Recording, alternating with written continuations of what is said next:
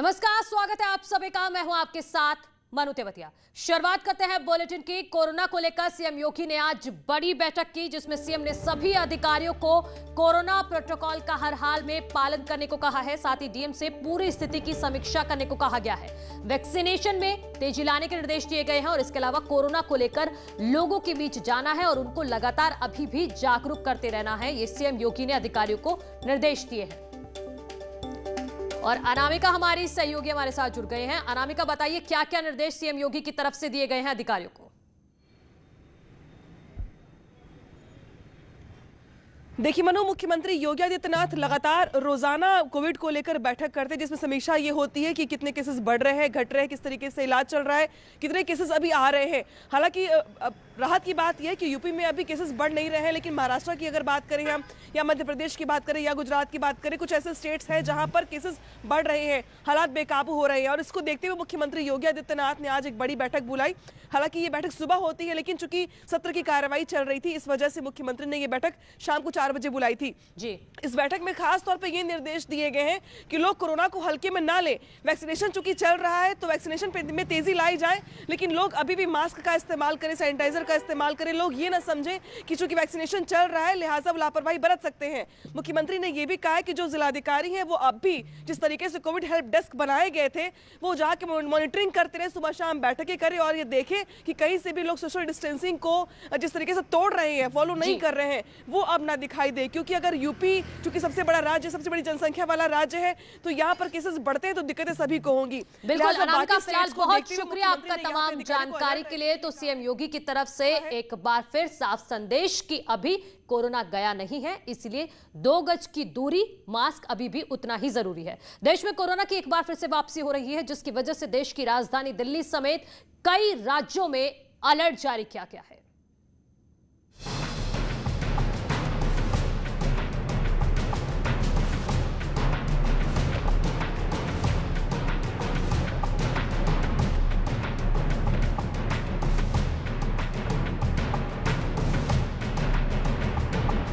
Mask का उपयोग करें वरना कानूनन कार्रवाई की जाएगी।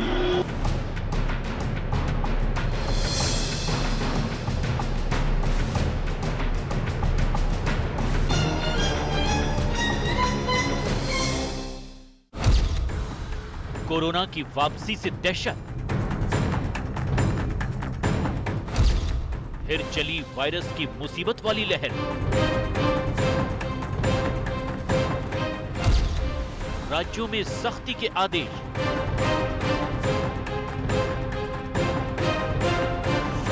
जिस कोरोना वायरस ने अमेरिका जैसे ताकतवर मुल्क को घुटनों पर ला दिया, उस वायरस के खिलाफ भारत ने जिस तरह से जंग लड़ी, उसे पूरी दुनिया ने सराहा। लेकिन अब लोगों की लापरवाही ने कोरोना को पांव पसारने का मौका एक बार फिर दे दिया है। ये खतरा पहले से क्यों ज्यादा बढ़ा, इस बात को समझने से पहले देश के नक्शे की ये तस्वीर देखिए। महाराष्ट्र, गुजरात, मध्य प्रदेश, छत्तीसगढ़, केरल, पंजाब और देश की राजधानी दिल्ली में एक बार फिर लोगों को सावधानी बरतने की हिदायत दी जा रही है। और ऐसा महज इसलिए है क्योंकि महाराष्ट्र में कोरोना का जो ग्राफ नीचे आने लगा था, उसने अचानक ऐसा उछाल मारा कि सरकार के माथे पर पसीना आ गया। मुंबई में पूरा प्रशासनिक अमला लोगों को सावधान करने में जुटा हुआ है। टूल किट मामले की बात कर लेते हैं। टूल किट मामले में एक तरफ दिशा रवि को बड़ी राहत मिली है, तो वहीं दिल्ली पुलिस को झटका लगा है। पटियाला हाउस कोर्ट ने दिशा रवि को जमानत दे दी है। जनवरी हिंसा में टूल किट मामले में पर्यावरण कार्यकर्ता दिशा रवि को दिल्ली की पटियाला हाउस कोर्ट से जमानत मिल गई है। उन्हें 1 लाख के निजी मुचलके पर जमानत दी गई। उन पर आरोप है कि 26 जनवरी को किसानों की आड़ में जो हिंसा हुई, उसके एक व्हाट्सएप ग्रुप से वो जुड़ी थी, जिसमें उनकी भूमिका संदिग्ध लग रही है। टूलकिट मामले में गिरफ्तार पर्यावरण एक्टिविस्ट दिशा रवि को पटियाला हाउस कोर्ट से बड़ी राहत मिली है। पटियाला हाउस कोर्ट ने दिशा रवि को 1 लाख रुपए के निजी मुचलके पर जमानत दी है, जिसमें 50,000 हजार के सिक्योरिटी बॉन्ड पर यह जमानत दी गई है। हालांकि इस पूरे मामले में सुनवाई के दौरान दिल्ली पुलिस की तरफ से यह कहा गया कि दिशा रवि टूल किट एडिट करने में मुख्य रूप से आरोपी हैं और इन्होंने टूल किट एडिट किया है और इस पूरे मामले में भारत में जो 26 जनवरी और किसान रैली हुई है उसमें भारत को बदनाम करने के लिए और किसान रैली के नाम पर भारत में खालिस्तानी मूवमेंट को हवा देने के लिए ये जिम्मेदार हैं। टूल किट मामले में दिल्ली पुलिस के स्पेशल सेल ने बेंगलुरु से 21 साल की क्लाइमेट एक्टिविस्ट दिशा रवि को 14 फरवरी को गिरफ्तार किया था। दिशा की पुलिस ने 4 दिन की रिमांड मांगी थी। वेब सीरीज तांडव विवाद मामले में इमेजिन प्राइम के इंडिया हेड का बयान दर्ज कर लिया गया है। कोर्ट के आदेश पर लखनऊ के हजरतगंज थाने में अपर्णा पुरोहित ने अपना बयान दर्ज कराया है। अपर्णा पुरोहित पर हिंदू भावनाओं को ठेस पहुंचाने का आरोप है। एक अपॉलॉजी डाली, दूसरी अपॉलॉजी और कि इंडिया कंटेंट हेड अपर्णा पुरोहित से पूछताछ पूरी हो गई है। 3.5 घंटे तक करीब हजरतगंज कोतवाली के इंस्पेक्टर अनिल कुमार सिंह ने अपर्णा पुरोहित से पूछताछ की है। पुलिस ने करीब 100 से ज्यादा सवाल तैयार कर रखे थे अपर्णा के लिए। तमाम सवालों के उन्होंने जवाब दिए हैं और कुछ सवालों के जवाब पर चुप्पी साध गई अपर्णा पुरोहित। हजरतगंज कोतवाली में 17 जनवरी को अपर्णा पुरोहित के खिलाफ दर्ज हुई थी FIR। इस मामले में मैडम आप कुछ बोलेंगी? अपर्णा पुरोहित हमारे साथ है। मैडम आप कुछ बोलेंगी इस बारे में? मैडम आप कुछ बोलना चाहेंगी? इस मामले में लखनऊ के हजरतगंज पुलिस पहले ही तांडव के राइटर डायरेक्टर से पूछताछ कर चुकी है। अब हाई कोर्ट के निर्देश के बाद अपर्णा पुरोहित से पूछताछ शुरू हुई है। अपर्णा पुरोहित अपने साथ तमाम तथ्यों को लेके आई थी, तमाम दस्तावेज थे जिनको परखा जाएगा। जिनके पहले बयान दर्ज हुए हैं उनके बयानों से ही अपर्णा के बयानों को क्रॉस चेक किया जाएगा, वेरीफाई किया जाएगा। इसके बाद ये विवेचना आगे बढ़ेगी। कैमरामैन उपेंद्र यादव के साथ ऋषभ त्रिपाठी, न्यूज़ 18 लखनऊ। अब बात यूपी के लिए एक अच्छी खबर की। दरअसल DGCA ने कुशीनगर एयरपोर्ट को हरी झंडी दिखाई है। इस फैसले के साथ ही यूपी में 3 इंटरनेशनल एयरपोर्ट हो गए हैं जहां से दुनिया के किसी भी कोने में सफर किया जा सकता है। लखनऊ और वाराणसी एयरपोर्ट पर लोग सफर करते हैं, लेकिन अब कुशीनगर से भी सफर करने का सपना लोगों का साकार होगा। इसके साथ ही कुशीनगर में पर्यटन को भी बढ़ावा मिलेगा। योगी सरकार अयोध्या और जेवर में इंटरनेशनल एयरपोर्ट बनाने का काम चल रहा है। इन दोनों के तैयार होने से यूपी में 5 इंटरनेशनल एयरपोर्ट हो जाएंगे।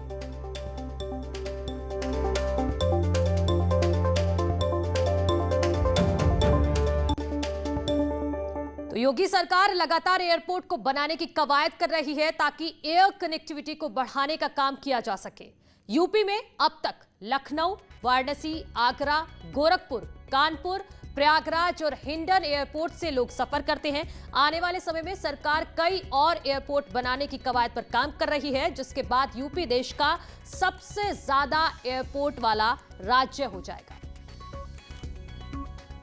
देश के स्वास्थ्य बजट पर चर्चा करते हुए पीएम मोदी ने यूपी के सीएम योगी आदित्यनाथ की तारीफ की है। उन्होंने पूर्वांचल में दिमागी बुखार पर काफी हद तक काबू पाने की कोशिशों की सराहना की है।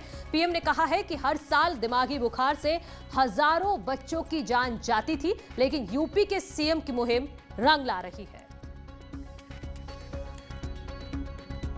गोरखपुर वगैरह जो क्षेत्र हैं, जिसे पूर्वांचल भी कहते हैं, उस पूर्वांचल में दिमागी बुखार से हर वर्ष हजारों की तादाद में बच्चों की दुखद मृत्यु हो जाती थी। भारत की संसद में भी उसकी चर्चा होती थी। एक बार तो इस विषय पर चर्चा करते हुए हमारे वर्तमान उत्तर प्रदेश के मुख्यमंत्री योगी जी बहुत रो पड़े थे उन बच्चों की मरने की स्थिति देख करके। लेकिन जब से वो वहां मुख्यमंत्री बने, उन्होंने एक प्रकार से फोकस एक्टिविटी की, पूरी तरह जोर लगाया। आज हमें बहुत आशास्पद परिणाम मिल रहे हैं। हमने दिमागी बुखार को फैलने से रोकने पर जोर दिया। उत्तराखंड के सीएम त्रिवेंद्र सिंह रावत दिल्ली में हैं और मुख्यमंत्री ने पीएम मोदी से मुलाकात की। सीएम ने प्रधानमंत्री को चमोली आपदा का अपडेट बताया। सीएम ने बताया कि आपदा के दौरान पीएम काफी चिंतित थे और 3 से 4 बार फोन भी किया था और युद्ध स्तर पर मदद देने के लिए सीएम ने प्रधानमंत्री का धन्यवाद दिया। इसके अलावा बद्रीनाथ और केदारनाथ के पुनर्निर्माण को लेकर भी बातचीत हुई है। साथ ही पीएम मोदी के साथ महाकुंभ के आयोजन को लेकर भी चर्चा हुई। हालांकि सीएम ने बताया कि कोविड की स्थिति को देखते हुए अभी प्रधानमंत्री को कुंभ में आमंत्रित नहीं किया गया है। हालांकि राज्य में अभी स्थिति नियंत्रण में है। योगी सरकार ने कल अपने कार्यकाल का अंतिम और पूर्ण बजट पेश कर दिया है। एमएसएमई मंत्री सिद्धार्थनाथ सिंह ने कहा है कि पिछले 1 साल में एमएसएमई के तहत 32,000 करोड़ रुपए का लोन दिया, जिससे यूपी के 25 से 30 लाख लोगों को रोजगार मिला। उत्तर प्रदेश की योगी सरकार ने कल सदन में अपने कार्यकाल का आखिरी और पूर्ण बजट पेश कर दिया है। इसके बाद से अब ये देखा जा रहा है कि कौन से विभाग ऐसे हैं जो रोजगार से लोगों को अगले 1 साल में बड़ा तोहफा दे सकते हैं। हमारे साथ बातचीत करने के लिए मौजूद है सरकार में मंत्री और प्रवक्ता सिद्धार्थनाथ सिंह जी। सर, एमएसएमई ऐसा विभाग है जिसपे लोगों की निगाहें बहुत तरीके से टिकी रहती हैं रोजगार को लेकर, खास तौर पर क्या एजेंडा होगा अगले 1 साल का? देखिए, कोविड के दौरान भी आपने देखा होगा कि जो हम लोगों ने वर्चुअल मेले लगाए ऑनलाइन, उसके तहत 10 लाख के ऊपर कोई 32,000 करोड़ से ज़्यादा लोगों को हम लोग ने ऋण उपलब्ध करवाए हैं और इससे कहीं 25 से 30 लाख लोगों को नौकरियां भी मिली या स्वरोजगार मिला है। आज वही एमएसएमई विभाग को जब बजट के अंदर और बजट एलोकेट किया गया है तो स्वाभाविक है कि उसका जो लोन वितरण का कार्यक्रम है या अन्य जो ओडीओपी के कार्यक्रम है, हमारे विश्वकर्मा सम्मान, श्रम सम्मान योजना है या अन्य जो भी हम लोग के पॉलिसीज हैं, उसके तहत और लोगों को हम स्वावलंबी बनाएं। और मुख्यमंत्री जी यही चाहते हैं कि उत्तर प्रदेश के अंदर आने वाले समय में 1 साल के अंदर 50 लाख से ऊपर एमएसएमई विभाग के माध्यम से जो स्वरोजगार है वो उपलब्ध हो, रोजगार सर्जित हो। इस दिशा में हम लोग काम करेंगे। सिद्धार्थ सिंह जी हैं जो ये कह रहे थे कि ये जो बजट है ये प्रैक्टिकल बजट है, न कि लोक लुभावन बजट है, लिहाजा इस बजट के जरिए प्रदेश की जो अर्थव्यवस्था होगी वो बेहतर होगी। अनामिका सिंह, न्यूज़ 18 लखनऊ। उधर मथुरा में प्रियंका की रैली में हंगामा हुआ। भारी हंगामे के चलते प्रियंका को अपना भाषण भी रोकना पड़ा। राजस्थान में न्याय नहीं मिलने से परिवार परेशान है। सैकड़ों किलोमीटर चलकर पीड़िता वहां पहुंची थी। मथुरा बलात्कार आरोपियों पर नहीं हो रही है कार्रवाई। राजस्थान नहीं जाने वाले लोगों ने सवाल उठाए हैं। तो ये मथुरा की रैली की तस्वीरें हैं। राजस्थान के कुछ पीड़ित परिवार वहां पर पहुंचा था मथुरा की रैली में और उन्होंने वहां पर हंगामा किया और ये भी आरोप लगाया कि राजस्थान क्यों नहीं जाती है प्रियंका गांधी। राजस्थान नहीं जाने पर लोगों ने यहां पर सवाल उठाए और प्रियंका की रैली में हंगामा किया, जिसकी वजह से प्रियंका को अपना भाषण भी रोकना पड़ा। वो तस्वीरें आपके सामने है, प्रियंका गांधी की रैली में हंगामा। पहली तस्वीर में आप देख रहे हैं किस तरह से पीड़ित जो परिवार है वो वहां पर हंगामा करता हुआ नजर आ रहा है। उनका आरोप है कि बलात्कार के आरोपियों पर राजस्थान में कार्रवाई नहीं हो रही है और इसी वजह से राजस्थान से चलकर मथुरा आए हैं और न्याय की मांग कर रहे हैं। लगातार ये भी सवाल कर रहा है परिवार की आखिरकार प्रियंका गांधी राजस्थान क्यों नहीं आती है। और दूसरी तस्वीर में आप देख रहे हैं प्रियंका गांधी को रैली के दौरान वो पीड़ित परिवार की बात भी सुनती हुई नजर आई, साथ ही साथ उन्होंने अपना भाषण भी रोका।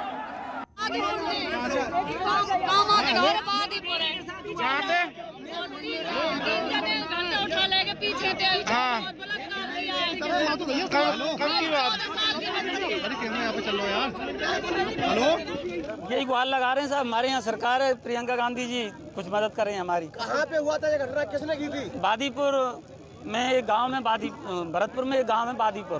कामा में आता है वो? कामा में आता है। ब्रेक के बाद स्वागत है आप सभी का। यूपी के बेसिक शिक्षा मंत्री सतीश द्विवेदी ने लखनऊ में प्रेरणा लक्ष्य ऐप लॉन्च किया है। इस ऐप के जरिए छात्र घर बैठकर ही पढ़ाई कर सकते हैं। ऐप के जरिए पेरेंट्स स्मार्टफोन के जरिए बच्चों को खुद पढ़ा सकते हैं। प्रेरणा ऐप पर एक ऐसा प्लेटफॉर्म है जिस पर हर विषय को जोड़ा गया है।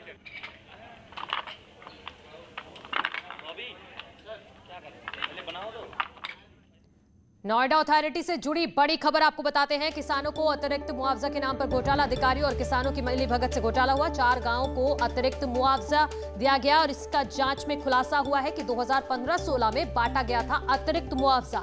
एक लीगल अधिकारी को इस मामले में सस्पेंड किया गया है। कई अधिकारियों को नोटिस दिया गया है।